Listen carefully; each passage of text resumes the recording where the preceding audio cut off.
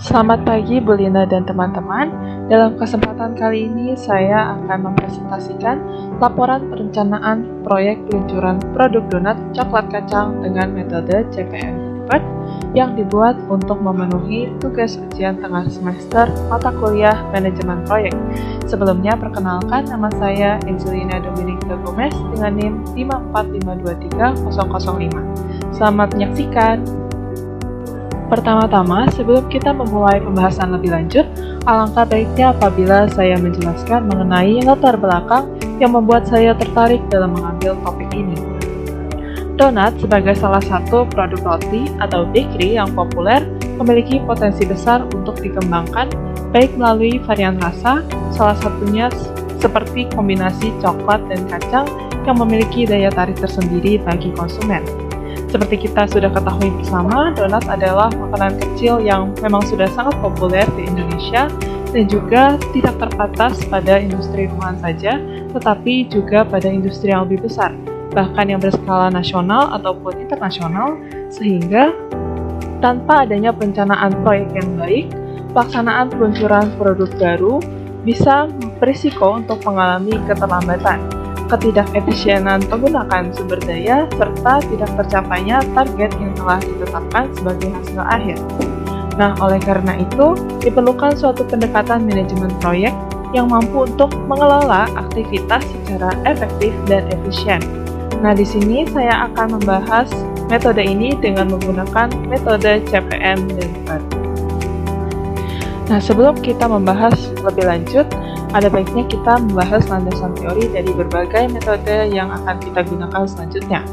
Yang pertama adalah metode Critical Path Method atau CPM, yaitu sebuah metode yang merupakan teknik analisis jaringan kerja yang digunakan untuk menentukan jalur kritis dalam suatu proyek. Apa itu jalur kritis? Yaitu sebuah rangkaian aktivitas dengan durasi terpanjang yang menentukan waktu penyelesaian proyek secara keseluruhan.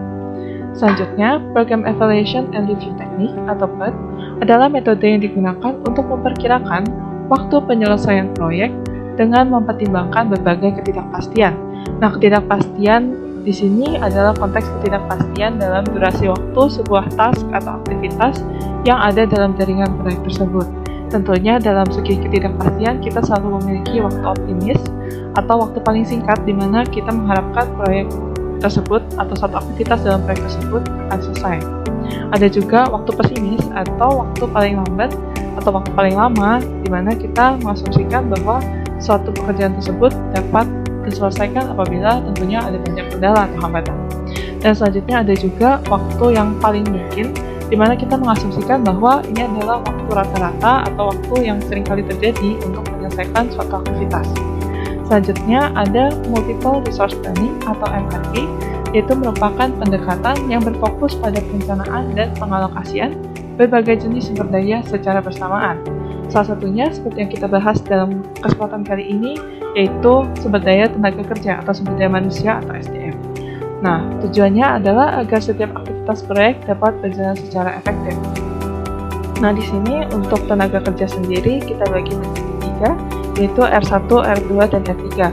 Untuk R1 sendiri adalah tenaga kerja yang memiliki keahlian, pengalaman, dan juga kompetensi di bidangnya. Untuk R2 sendiri adalah pegawai kasar ataupun tenaga kerja yang tidak memiliki kemampuan atau keahlian tertentu, tetapi dibutuhkan juga dalam proses penjalanan proyek ini.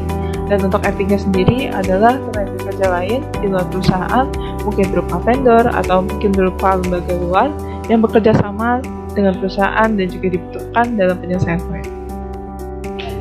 Nah, selanjutnya kita akan melakukan analisa dengan metode Critical Path Method atau CPM. Nah, dengan metode Critical Path Method ini kita membuat diagram aktivitas yang berisi semua aktivitas yang ada dalam satu proyek dan kita gambarkan dengan mempertimbangkan hubungan mereka satu sama lain. Nah, untuk diagram ini sendiri tidak terjadi begini saja, ada tahapan-tahapannya. Jadi yang pertama kita tentunya membuat daftar dari aktivitas yang ada dan juga kita membuat daftar predesesor dan juga suksesor dari setiap aktivitas untuk mengetahui hubungan antara aktivitas-aktivitas yang ada. Kemudian kita juga menghitung dari tadi yang kita sudah sebutkan, yaitu ada waktu pesimis, waktu optimis, dan juga waktu yang paling mungkin kita menghitung waktu expected atau waktu yang kita harapkan. Nah, dan untuk waktu yang kita harapkan itu sendiri yang akhirnya kita buat menjadi durasi yang kita perhitungkan dalam menghitung critical path method ini. Nah, the critical path method salah satu yang paling krusial adalah tentunya adalah penentuan critical path atau jalur kritis itu sendiri. Nah, untuk jalur kritisnya kita bisa melihat di sini yang sudah diberi warna kuning. Nah, di sini ada aktivitas A, B, C, D, E, I, K, L, X, Y, Z, AA, AC, AD, dan juga akhirnya ketika proyek itu selesai. Nah, untuk critical path ini sendiri itu apa? Critical path ini sendiri adalah aktivitas-aktivitas yang memiliki waktu slack 0. Artinya, early start dan juga latest startnya tidak memiliki perbedaan. Artinya, ini adalah aktivitas-aktivitas yang memang sangat krusial karena dia tidak bisa ditunda, dan penundaan ataupun keterlambatan pada salah satu aktivitas yang berada dalam critical path ini akan mempengaruhi keseluruhan waktu ataupun umur proyek dari pembuatan atau peluncuran produk ini sendiri.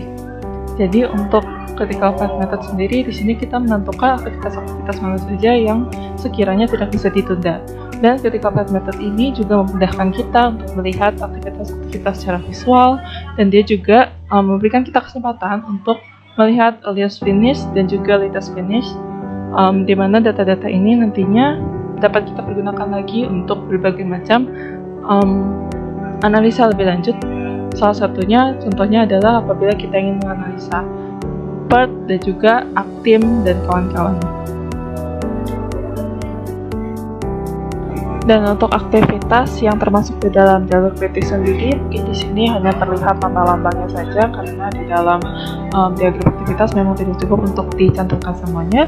Tapi aktivitas tersebut diantaranya adalah lakukan survei untuk memetakan keinginan dan kebutuhan pasar terkait dengan produk donat, kemudian melakukan pencarian berbagai resep donat sejenis dari berbagai sumber, lakukan uji coba terhadap berbagai resep donat sejenis, lakukan modifikasi terhadap resep donat yang sudah dicoba, lakukan survei internal untuk menentukan resep yang paling dapat memenuhi kebutuhan, membuat standarisasi internal produksi produk donat, bekerja sama dengan berbagai pihak untuk memastikan standar halal serta produk aman dikonsumsi. Kemudian menerbitkan SOP serta dokumen pendukung produksi donat coklat kacang, melakukan peramalan kebutuhan serta respon pasar dan menyusun MTS, melakukan kegiatan produksi sesuai standar, melakukan kegiatan pemeriksaan kualitas, melakukan pengiriman produk akhir ke gerai perusahaan, dan akhirnya melakukan launching dari produk donat itu sendiri. Selanjutnya, kita akan melakukan analisa menggunakan metode Program Evaluation and Review Technique atau PET. Nah, dalam kegiatan analisa menggunakan metode PET ini, kita fokuskan kepada kemungkinan bahwa proyek tersebut secara keseluruhan dapat selesai pada suatu durasi. Nah, sebelumnya mungkin kita sudah menghitung dari waktu pesimis, waktu optimis, waktu paling mungkin, juga untuk waktu yang kita expect atau waktu harapan. Kemudian kita juga sudah menghitung varian, kemudian kita juga sudah mencari nilai Z dan mencari nilai Z dalam tabel.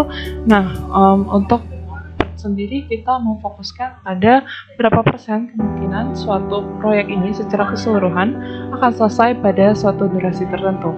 Nah, tadi mungkin kalau misalkan kita ingat dari PERT, dari metode PERT, perhitungan dengan metode PERT, kita mendapatkan bahwa proyek tersebut akan selesai dalam waktu 42 hari.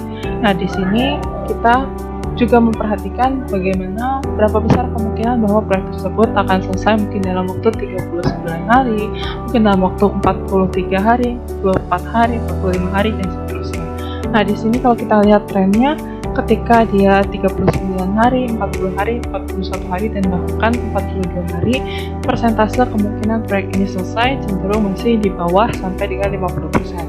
Artinya, sangat kecil kemungkinan bahwa proyek ini akan selesai dalam waktu 39 hari, 40 hari, 41 hari, atau 42 hari, di mana 42 hari ini adalah maksimal di 50%. Artinya, kita tidak bisa mengharapkan bahwa proyek tersebut mungkin akan selesai lebih cepat daripada perkiraan di waktu CPM. Tetapi di sini ketika kita lihat waktu durasinya itu kemudian bertambah jadi 43, 44, dan seterusnya, kita melihat bahwa kemungkinan proyek ini selesai pun semakin bertambah. Dan pada akhirnya kita mencapai kemungkinan 100% bahwa proyek ini selesai, itu ada di durasi 47.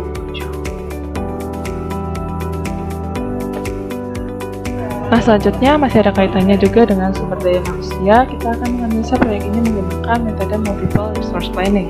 Nah, untuk multiple resource planning sendiri, di sini kita melihat seperti tadi juga sudah disinggung bahwa kita menggunakan 3 resource available, yaitu R1, R2, dan R3, yang mana kita juga membutuhkan untuk setiap aktivitas itu R1, R2, dan R3 dalam jumlah yang berbeda-beda. Mungkin di 1 atau 2 aktivitas ada R1, R2, atau R3 yang 0 atau kosong yang dimana kita tidak membutuhkan, tetapi untuk sebagian besar kita membutuhkan untuk ketiga resource ini. Nah, dalam proses multiple resource planning sendiri, kita itu melihat apakah dari suatu aktivitas ini membutuhkan resource yang bisa kita penuhi.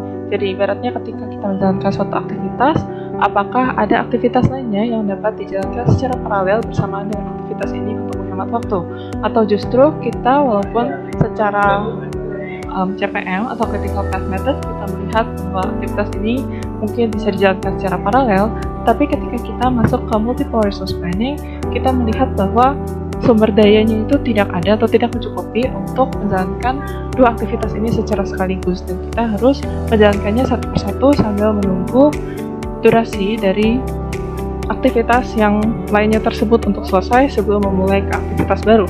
Nah, untuk metode multiple resource planning sendiri, itulah sebabnya kita memiliki hasil yang berbeda dari kedua metode yang sebelumnya. Nah, untuk metode resource planning sendiri, dengan jumlah R1, R2, dan R3 yang tersedia itu adalah 10, 6, dan 8 orang, kita mendapatkan bahwa proyek ini baru dapat diselesaikan di 49 hari. Jauh lebih lama daripada mungkin tadi ketika di metode CPM kita menghitung dan mendapatkan 42 hari, ataupun ketika di metode DEPART kita menghitung dan melihat bahwa kemungkinan 100% itu terdapat pada angka 47 hari. Nah, dari semua analisa yang sudah kita lakukan, akhirnya kita sampai ke tahap kesimpulan, di mana kita akan menyimpulkan semua pembahasan yang sudah kita lakukan tadi. Yang pertama dari kesimpulan ini adalah bahwa dari diagram aktivitas dapat dilihat susunan proyek secara lebih jelas, sekaligus dapat dihitung waktu mulai paling awal atau earliest start, waktu selesai paling awal atau earliest finish, waktu mulai paling akhir atau latest start, dan juga waktu selesai paling akhir atau latest finish, serta jalur kritis proyek. Yang mana kita tahu bahwa informasi-informasi ini sangat krusial apabila kita akan melakukan analisis lebih lanjut.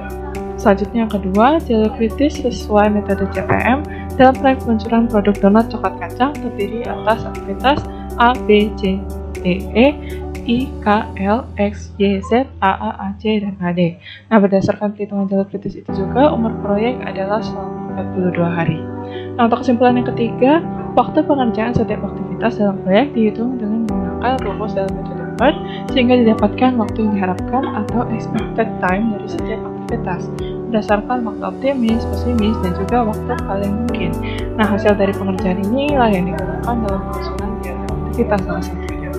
Nah, untuk poin yang keempat, dengan metode DEPART dilakukan perhitungan estimasi umur proyek. Berdasarkan perhitungan, kemungkinan paling besar proyek memiliki umur 47 hari, di mana tadi sudah kita singgung bahwa kemungkinannya mendekati atau bahkan hampir sama dengan 100%, dengan persentase kemungkinan mencapai 100%. Nah, sementara proyek memiliki kemungkinan kecil untuk dapat diselesaikan sebelum 42 hari, yaitu kemungkinannya berada rata-rata di bawah 50%.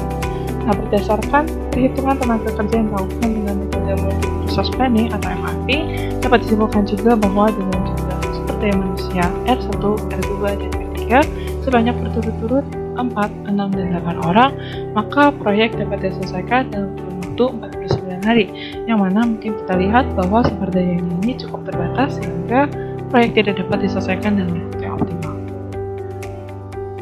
Baik, sekian saja presentasi dari saya. Terima kasih atas waktu dan perhatiannya. Akhir kata tidak gajinya tak retak. Saya mohon maaf sebesar-besarnya apabila terdapat kata-kata atau konten yang kurang berkenan di hati Bapak Ibu maupun teman-teman semua. Akhir kata, terima kasih dan sampai jumpa.